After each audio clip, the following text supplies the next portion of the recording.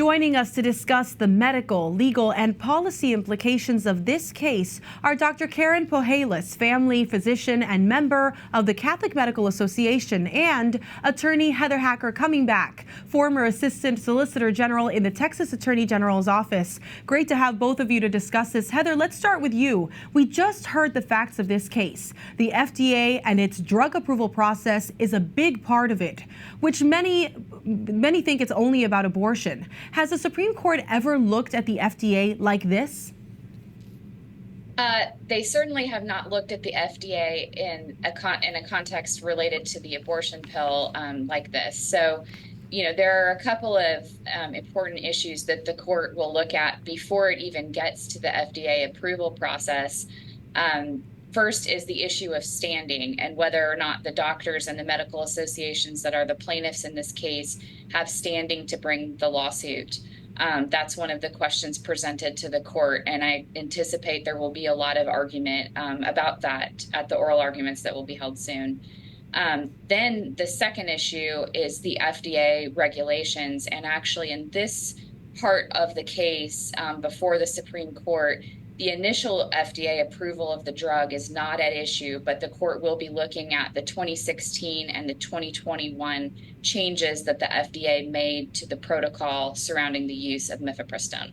Well, those are certainly things to watch while arguments continue. Dr. Poehailos, you are rumored to be one of the doctors that will be at the Supreme Court on Tuesday morning, and we have video from outside the court 2 years ago after the Dobbs decision was announced. It was quite the scene. Tell us why you're compelled to be there this time as a medical doctor to talk about the effects of mifepristone and medical abortions. I feel compelled to be there for my patients. I have cared for women who have started mifepristone abortions, and I have seen things happen that we wouldn't really allow anywhere else in medicine as far as the safety of the women who are choosing to undergo this.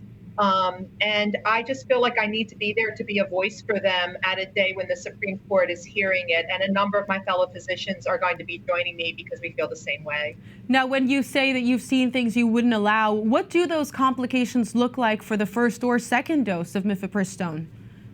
Right. So when they moved the regulations in 2016 and then again in 2021, we moved from initially it being that the women had to have 3 in-person visits where you assessed to make sure the pregnancy was in the uterus and how far along the woman was, because often their guesses are not correct. And to make sure of safety are we starting an abortion on a woman who has a pregnancy in the uterus, and is she at the correct gestational age? We don't have that anymore. So I have a patient where she was started on one at over 12 weeks, and it's only approved up to 10. And she ended up in an emergency room with complications and had to have things taken care of in the emergency room. I've had a patient with a prior history of ectopic who got her abortion pills by telehealth and wasn't told that with a prior ectopic that she should have really had another ultrasound because your risk of ectopic is higher if you've had one before. They just sent her the pills and she took them. She ended up not having a second ectopic, but that was somebody taking a big risk on something that I feel is unreasonable given the data. It's certainly very, very risky. Heather, this is the first post-Dobbs abortion case at the Supreme Court. Do you think the controversial nature of the issue will affect how the Supreme Court makes its decision again?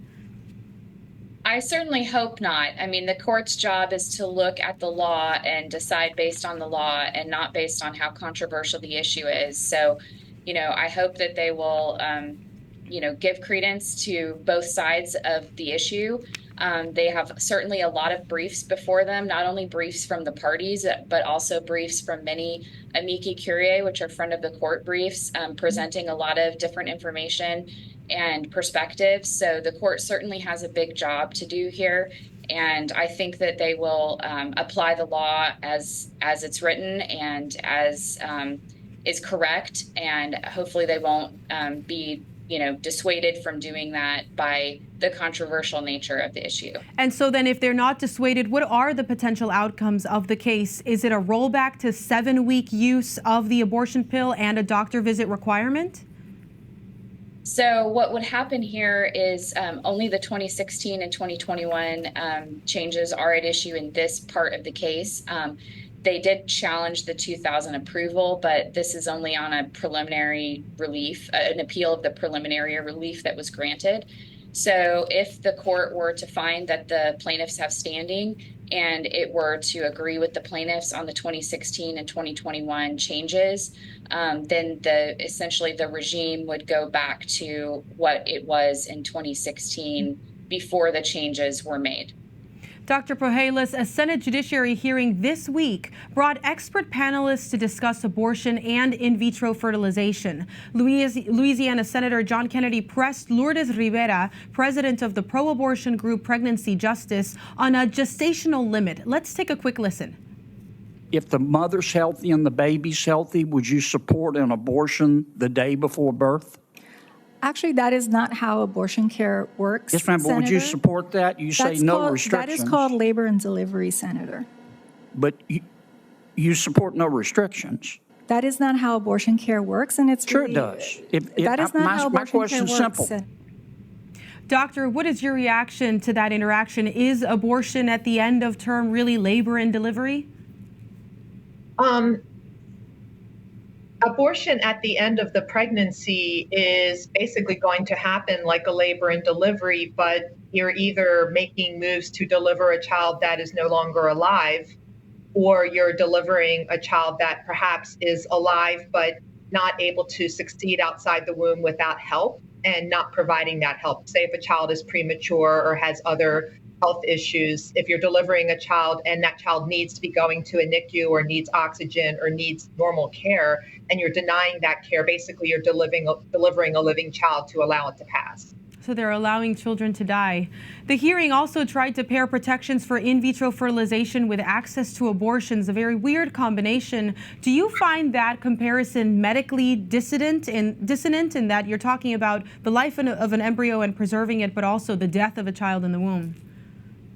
I'm not familiar with the tie-in that you're speaking of, but I think sometimes when we look at abortion and look at in vitro, we are looking in some ways at different sides of the same coin.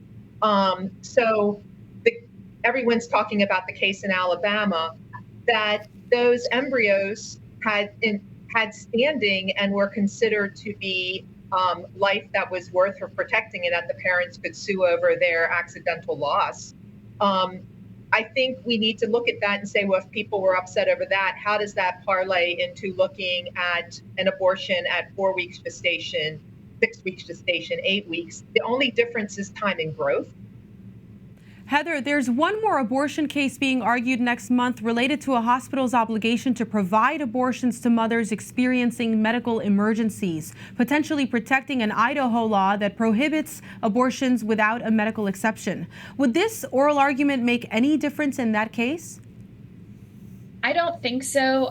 The issues are very different, and so the court is going to be looking at totally different legal issues, I think. I mean, they both involve abortion at a high level, but the legal issues the court will be tangling with are certainly very different. Well, we'll be looking out for oral argument and coming back to you both for a reaction. Thank you so much. Thank you so much for inviting me.